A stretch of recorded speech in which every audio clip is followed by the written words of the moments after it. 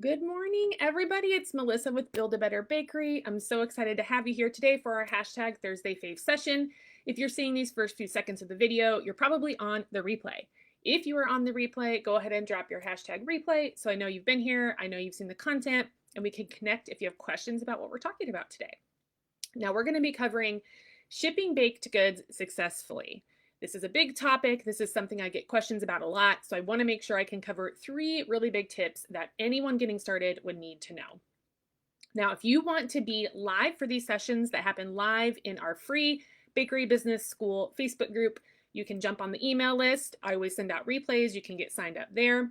You can look at the group events in the group. I always list them out whenever I schedule them earlier in the week. You can send me a personal friend request so that I can invite you to every single event we have. And you can also set your own calendar alarm for 9 a.m. Pacific Standard Time every Thursday. I'm going to be in here. It's my promise to you to help support you every week with your baking business. Now, before we get into the content, I wanted you to know that we have a special person that I want to acknowledge this week, and this is our top contributor from the group. Miranda Troyer is our top contributor. I want to send her a special prize for being here in the group and just being a part of conversations, liking posts, asking questions, just being a really great group member. So let's celebrate her for a moment, and she's going to be getting a special gift from me soon.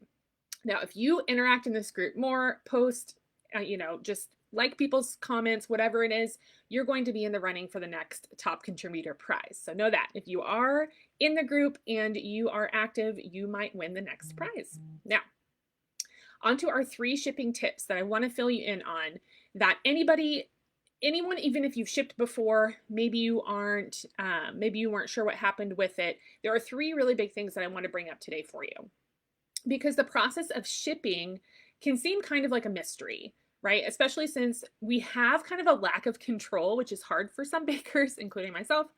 Having a lack of control after you wrap it up and leave it at the post office, question mark, right? How's it being treated? What's happening to the box? Is it being left outside? All of that, all of those questions kind of go through our mind when we start to ship. So because of that, I know exactly what it feels like to pack up a box with something special, pay a bunch of money to get it sent off, and then hear that it was destroyed upon arrival, which is like gut-wrenching and terrible and never good for anybody. Now, if you're here with me live, go ahead and do your hashtag live. Let me just make sure that I can see any comments, because if you have questions about shipping, I want to hear them in the comments and I don't want to miss anything. Doubly checking here. Okay, cool. Now, if you are here live and you can't hear me or something's going on with the feed, just let me know, okay? All right, so I will also say that we all don't own huge shipping facilities, that have the best machines in the world and all this extra special packaging. A lot of bakers aren't going to have that on hand, which is okay. So I want you to know that you shouldn't feel weird or strange for not having, a bunch of really high-tech equipment ready to go to package your products. So can you avoid all issues when shipping? No, we can't. Can you plan and pack to avoid most of the common issues that come into play when we're talking about shipping edible products, baked products? Yes, we can. And can you add additional contractual agreements, policies, and procedures to cover any shipping issues? Yes, you can. So there are definitely things that we can do to make this process easier on us and our customers. Or it might be your friends and family that you're shipping to. Some of us don't have the ability to ship to anyone with our business, cottage food laws. If you're at home, most commercial places are able to ship. So you might be in a situation where you can't, but more than likely you might have some kind of situation where you want to send something to a friend or a family member. All right, now the first thing I want to talk about is starting with the product. Literally starting there. Before we even talk about anything else with shipping, is the product even shippable? Look at the product and look at what it is. Should you ship a delicate chocolate sculpture? Probably not, right? It might melt, it might break. It's delicate. Should you ship a butter-based icing that melts at, 75 degrees, 80 degrees? Probably not, depending on what time of year it is. Icing can get really messy. There's just a lot of issues with icing in general. So if you're just icing a cupcake and you're thinking, I'm going to throw that in the box and ship it, it probably won't make it. Some items that do well would be something like non-delicate cookies, cake slices that have been wrapped, brownies that have been wrapped, breads that are, situated in the box correctly. Anything that when you think about the item, could you put a little bit of pressure on it and could you shake it around for a few days pretty consistently like this? And would it not break or get destroyed? That's kind of the little test that I do before I try to ship something. Another thing to consider, especially with the temperature, right? We're in the summer in certain parts of the world.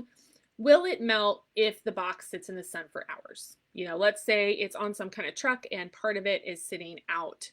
Is that going to be an issue with heat? So think about that as well.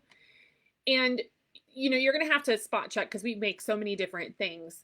After you're looking at your product and determine that it's actually stable enough to have a good chance to make it from point A to point B, shipped by someone, held by someone that you don't know, that they might not see the fragile sticker or something similar. If you feel like it has a good chance to make it, then move on to consider the packaging to get you to the shipping stage. So don't even worry about buying boxes and packing stuff until you've chosen products that you think will actually make it to their destination. Hey everyone, if you're here with me, you can do your hashtag live. Ask me any questions about shipping you have on your brains. All right, number 2. So first, check for stability. Number 2 is that air is not your friend. Air is not your friend.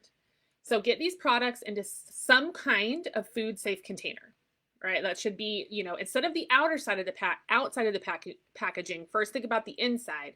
How can we protect the product? Invest in a good heat sealer. That's an option. Or something similar for shipping other products like a sealable hard container or a bag. Something that's going to keep the air off of the product. So not only is this helping you to avoid dry product, which you don't want. Hey, Michelle, good to see you. You also want to avoid getting things on the product. So that could be other things that are inside the shipping box. That could be things like ants, which have been a problem that I've seen some bakers run into. We want to avoid having all the sweet smells, any kind of, powdered sugar getting anywhere or anything that's going on with your product. We don't want to attract bugs because these boxes are held in shipping yards and trucks. You don't really know what's going on. They could be left on a doorstep all day, things like that. So having that airtight is really super important. I don't remember who the baker was, but I had seen someone, they put, it was a shipping box and they filled it with that crinkle paper, which isn't technically food safe. And people have found like mice and stuff in that. So that really shouldn't be touching your product without some kind of barrier. But that's how they had sent it, is they put just a little bit of the crinkle paper at the bottom of the box. And then they put cookies inside of it, but they didn't wrap the cookies and there was a lot of room. So that ended up poorly. They shared a photo of all the cookies being broken and the fact that ants got in the box. So 2 big things that they may have focused on for the next time so that wouldn't happen. So we've talked about, is it stable enough, and the air situation. So having an airtight container. Number 3 is the shifting, right? So when we ship something, it can be in a lot of different situations where the box is being jostled around, tossed, slid, other things stacked on top. The box itself is going to have to be fairly stable, of course, but when we think about the inside, we want to avoid movement because that is where we see a lot of breakage and things pushing into each other, smashing breads, that kind of thing. Hey, Kanisha, good to see you. Hey, Vicky. Yay, hashtag live. If you have shipping questions, let me know. I'm going to be here for a few minutes with you this morning. I've got baking and cookie decorating to do today myself. All right, so number 3 is shifting. You want to avoid movement at all costs. So you will want your packaging. It's going to be different for all products, of course. So I can't go into detail, unless we were in the elites and you showed me your packages and all of that. But you definitely want your packaging to be tight enough on the product that shifting is completely minimalized. So, a little bit is okay. You don't want a lot of pressure either. So it can't be so tight that the item is getting smushed. Having just a little bit of breathing room is great, but not so much that if you think about the movement from left to right, if a box is being moved like this, if it's a little bit of pressure, it kind of looks like that. But if there's a lot of room in between the edge of the package that the product is in and like the barrier, the the food safe airtight thing. If there's a lot of room, it's going to be pushing really hard every time it gets knocked. So you want that to be very small. And really accomplishing this is going to take a little bit of effort to just pick the correct packaging with the correct box size, wraps, crinkle paper, bubble wrap, whatever it is that you have on hand that you think works with your product, your vibe, and then making sure that the space is limited so there's not movement. What I usually do, and something that you can do as well, is I like to pack my box in a specific way. And before I actually tape it closed or close it all the way, I take the box and I shake it like this because that's what's going to happen to it. So I'm shaking it and I'm listening. And if I hear movement, I go in and I fix it before I ever send it because you know it's going to get shaken. So that's usually just what I do to spot check, make sure everything's solid in there, because it could be in a shaking vehicle for 4 to 5 days. It could go on a plane. There could be something else knocking against it, all of that. And we just never know. And some of our stuff will be easily broken. So we just got to look at that and make sure we're treating all the items correctly so they don't get all smashed up on us. Kenesha says, yes, I do the same. Okay, perfect. All right, so it sounds like you've got some good shipping habits already, which is great. If you want to know more in depth about shipping, those are the 3 I want to cover today. I'm going to be putting together a larger hour-ish long training inside the Elite program, which is going to contain information about packing materials, contract additions, those like promises or ways that you can work information into your contract to cover shipping. Packing routines, I'm going to show all the tools I use and how I would pack a box. Labeling, we're going to talk about options with that. Shipping carriers, the differences between them, at least what I've seen, and one that I use right now that I find is working out super well. We'll talk about biodegradable options. I know that's really in right now as far as like we need to be taking care of the earth, and that's something I want to touch on. We're going to touch on protective packaging options and specialized packaging based on what the Elite members are doing. I'm going to give them some recommendations for those certain products.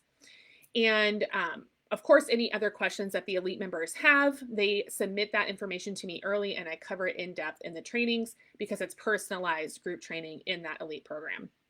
If you'd like to pop in and check it out, we are accepting new members right now. You can message me or comment for the link here to check out why our bakers love the program, what's included, what are the benefits, because you know, if you're in this group, I already like you.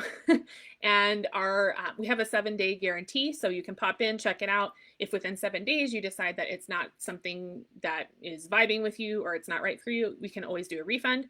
But we give you that week to look around and watch whatever you want, come to trainings, and check out what we have to offer. And if you do join right now within the next couple days, you'll get to be in the shipping training live, which means you can submit your own unique questions to be covered in the training. And of course, not to mention everything else that comes with the Elite family. There are loads more than just one shipping training in there. There's lots of information in our library, and we do live work with you every week inside the group. Okay, now, yeah, you can definitely come in, Kenesha, check it out. You can send me a message if you want the link to check out the program. It just goes over what people are saying about it, you know, what's inside, what can you expect. And then we have that 7-day trial period too, so you can check it out and just make sure that you love it because we want you to be happy, that's for sure. The shipping companies are rough on boxes. Yeah, and I mean, you know, there's a fine line. Are they destroying the boxes? Sometimes, like I get boxes at my house that are destroyed. I don't know how that happens.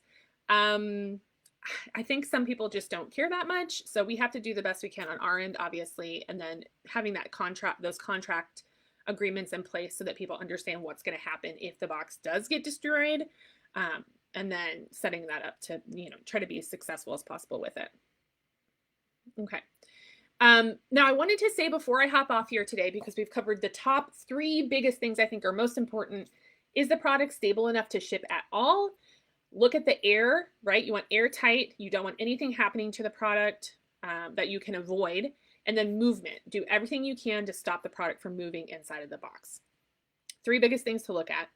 I wanted to let you all know a little bit of personal information if you want to know. I just really appreciate you all on a personal level. Just being in this group has been a lovely place to call home for the last couple years, to be here with y'all. And I've absolutely enjoyed being able to see what you've been building and growing in your own lives. Because as bakers, we kind of spend a lot of time alone in the kitchen, late nights, that kind of stuff. And it's really nice to just be in here and be able to connect with you in a kind of very special way in this little private group. And it really is an inspiration for me to see what you're doing. And this lifestyle is kind of in my bones, if you know what I mean. So I really love to see you posting and see what you have going on. For me, my kid just started kindergarten, so I'm trying to get into this new groove because we're not a wake up early family. So trying to do this all like waking up super early every day. And I will say that my personal baking services that I opened up to more availability here in my little community has completely exploded. So I'm getting a much higher level of local work than I did when I first started this group. So the reason I'm bringing this up is because I wanted you to know that you might see me posting at weird times, or not posting for a couple days. And it's not because I don't want to be here. Don't get me wrong. It's not that. I'm just kind of going through a season right now. And I'm also going to be working in the background while my kid is in school to get you all of these mini courses that y'all been asking about. I want to put those together for you because they're amazing and the content is ready. I just need to edit it and get it out there for you. All the blogs that I've been mentioning, turning certain trainings that we have here in the group into blog posts. You can read it instead of watch it. All of that I've been promising since the summer. The summer came and smacked me in the face and I didn't get a lot done. So I'm going to be doing that. And I wanted to let you know that I want you to post away. You can tag me and I'll just come to you. If I don't see it, tag me, Melissa Fryer. I will come to you and read the post. You're still going to see me on Thursdays at 9 a.m. Pacific Standard Time every week because that's my commitment to you. That's something that I think is the backbone of this group, something that I want you all to be able to rely on. So I will be here. And when you ask questions, that prompts what I talk about on Thursdays. So go ahead and ask away or just post what's going on and then I'll know kind of what's on your mind and I can formulate them more for who's active in the group. Thousands of people here together are all interested in baking business and growth, and it's a beautiful thing. So I wanted to let you know as well, if you have a skill that you'd like to share with the group or something you think is important for the group members to know more about, feel free to message me directly. Like I've been doing this 16 years, but that doesn't mean I know everything. And I would love to see more people putting together posts or videos that they think are important for everyone to know about. I'm totally into social learning. I'm totally into all that. So just send me a private message. We can talk about getting you a live setup or discuss putting up an educational post if you feel like you've got some really good information. I'm always into that. Okay. Vicky says, what about freezing your cakes and pies before shipping? So Vicky, I don't do that personally. I have received items in the mail like macarons, different food items that come with freezer bags and things with the packaging. A lot of times, I know I live in the desert, so this might be why, but a lot of times those products come with the shipping, whatever it's been shipped with it's already gone. It's melted. It's, if it's dry ice, it's gone. So I haven't actually seen a ton of positive results from that personally when I've ordered something. And I don't really necessarily want to put a frozen product into a box and send it out, right? So let's say that even if you did like expedited shipping or overnight shipping, that's still like 12 hours and that product may or may not stay frozen. We would probably have to talk a little bit more about exactly what it is you're trying to send and why you would prefer to send it frozen and not room temp. I'm assuming maybe for like icing purposes or something similar. So we can talk more about that in the group if you want to post about it, but I personally do not mess with freezing or ice or any kind of liquidy stuff in the box. I don't do that myself, but there might be some more info online if you wanted to search for a blog post or something for someone who does do that. Alrighty. Okay. So I just wanted to say thanks y'all for being here. I really appreciate you. I'm so excited to see what you've been up to this week. I'm hoping you all have a lovely day and I'm looking forward to seeing you back in the group. You can always send me a message. My inbox is always open and I'm always happy to talk with you and help you get the resources you need to build a better business. Okay. Talk to y'all later. Bye.